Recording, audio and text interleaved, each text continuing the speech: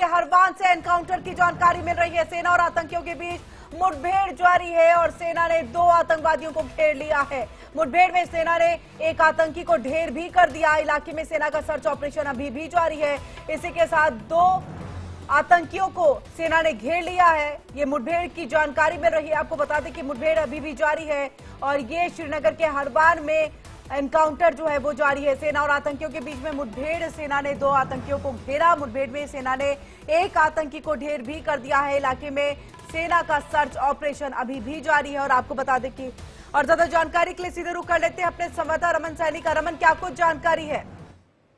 जी बिल्कुल, देखिए बीती रात जो है ये एनकाउंटर की शुरुआत हुई है और ये श्रीनगर का हारवान का दाचिगान का इलाका पड़ता है। फॉरेस्टेड इलाका है जहाँ पर सुरक्षा बलों को इन्फॉर्मेशन मिली थी कि 2 से 3 आतंकवादियों का एक ग्रुप जो है वहां पर उसकी मूवमेंट जो है वो नोटिस की गई थी और उसके बाद ही वहां पर सर्च एंड कॉर्डर ऑपरेशन जो है वो लॉन्च किया गया।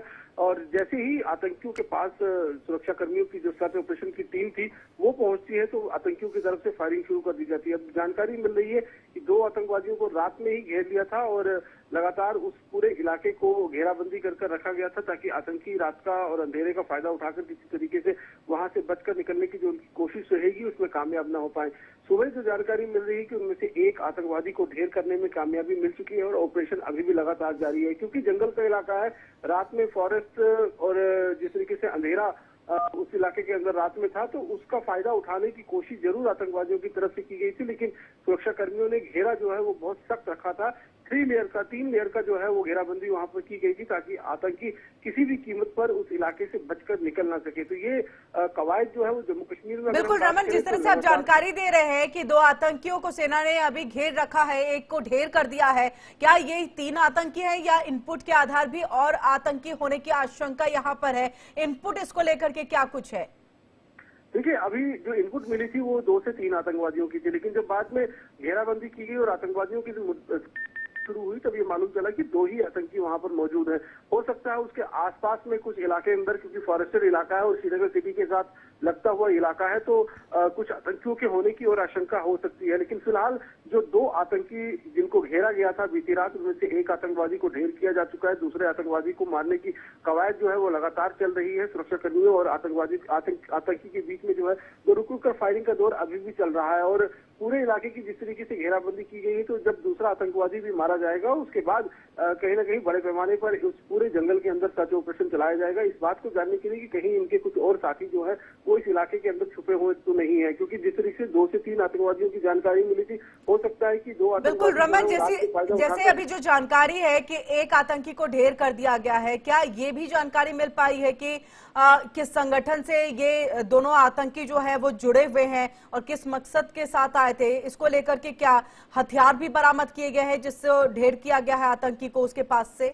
देखिए, जो श्रीनगर का इलाका है ज्यादातर यहाँ पर टीआरएफ या लश्कर तोयबा के जो आतंकी हैं उनका वर्चस्व इस इलाके के अंदर बना हुआ है। पिछले काफी दिनों से अगर हम देखें तो जितने भी ऑपरेशन हुए हैं उसमें लश्कर या टीआरएफ के जो उनका सहयोगी संगठन है उसी के आतंकी यहाँ पर जो है वो पाए गए। लेकिन अभी जिस तरीके की सिचुएशन कश्मीर घाटी में बनी हुई है, क्योंकि लगातार ठंड का मौसम की शुरुआत जो है वो हो चुकी है और कड़ाके की सर्दी इस समय कश्मीर घाटी में पड़ रही, जो हायर रीचेस से ऊपरी इलाके हैं वहां पर बर्फबारी का दौर शुरू हो चुका है और ऐसे में अब ऊपरी इलाकों में आतंकवादियों का सर्वाइवल जो है वो बेहद ज्यादा मुश्किल हो गया है। इसीलिए अब आतंकी कहीं ना कहीं ऊपरी इलाके से मैदानी इलाके में की तरफ जो है वो मूव कर रहे हैं और यही सबसे सटीक समय होता है जब ह्यूमन इंटेलिजेंस के माध्यम से सुरक्षा कर्मियों को इंफॉर्मेशन मिलती है और उस इंफॉर्मेशन के आधार पर ऑपरेशन किए जाते हैं। तो हो सकता है कि ये ऊपर किसी पहाड़ी के जो हायर रीचेस के ऊपर छुपे हुए आतंकी है उनमें से कोई संगठन हो सकता है कि ये नीचे आया हो। लेकिन अभी तक क्योंकि डेड बॉडी जो है वो रिकवर देखी जरूर गई है, लेकिन अभी तक डेड बॉडी रिकवर नहीं की जा सकी है। अमूमन इनके पास AK-47 राइफल, हैंड ग्रेनेड और पिस्टल जैसे हथियार होते हैं। जो जैश ए मोहम्मद के आतंकी हैं उनमें से एक कमांडर के पास M4 अमेरिकन असॉल्ट राइफल जो है वो पाई जाती है, लेकिन अभी किस तरीके के हथियार इनके पास है उसकी जानकारी पुलिस की तरफ से साझा नहीं की गई है। लेकिन क्योंकि जिस तरह से एनकाउंटर भी चल रहा है, हो सकता है आने वाले 1-1.5 घंटे के अंदर दूसरे आतंकवादी का भी खात्मा किया जाए और उसके बाद जब डेड बॉडी रिकवर की जाएगी उसके बाद मालूम चल पाएगा कि किस तरीके के हथियार जो है इन आतंकवादियों के पास से बरामद हुए। बिल्कुल रमन, ये एनकाउंटर जो है, ये मुठभेड़ जो है तकरीबन कितने बजे से जो है वो जारी है, ये भी आपसे जानना चाहेंगे। देखिए, इन्फॉर्मेशन सुरक्षा कर्मियों को जो है कल देर शाम लगभग करीबन 9 साढ़े 9 बजे के आसपास में मिली थी और उसके बाद वहां पर कॉर्डन सर्च ऑपरेशन लॉन्च किया गया था।